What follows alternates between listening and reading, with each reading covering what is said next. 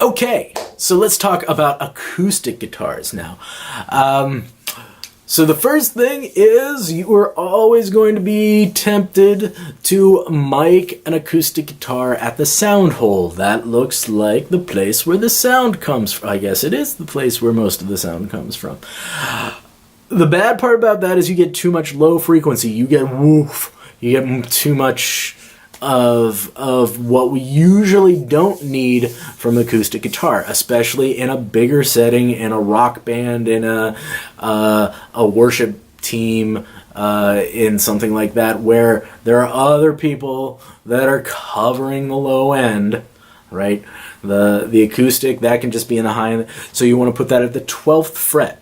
That's the general knowledge. Get a microphone. I'm going to say condenser. Try to get a condenser microphone, put about the 12th fret.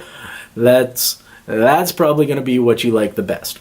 But as with all of this stuff, the rules are there are no rules, right? I'm giving you these guidelines, these things that I think you should know, should be in your brain, and these standard practices. But experiment with them. But also understand, try to hear what everyone else has heard and has decided, okay, this is good. That is bad. Okay, end of rant.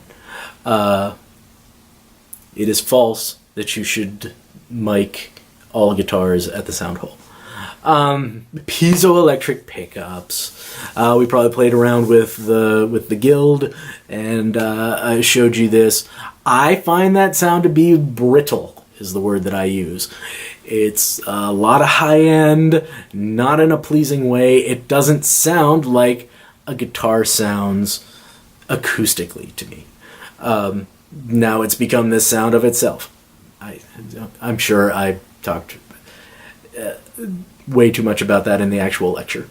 But there we go. So if you're going to use an analog compressor on an acoustic guitar, you insert the analog compressor after the preamp.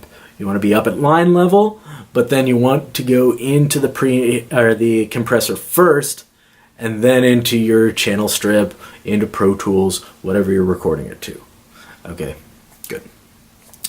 Aux sends, we have two main uses for the aux sends, all right? If you're recording the acoustic guitar, number one, you want headphones. You'll use an aux send for the headphones so you can hear, and then also for the time-based effects. Well, I guess you could say any effects. Headphones and effects. And good. Now, I think the last question is also a true-false question about line 1 to input number 1 to channel number 1 to mic pre number 1. You do not need to do that. And the longer a session goes, the less likely that all of that is to line up.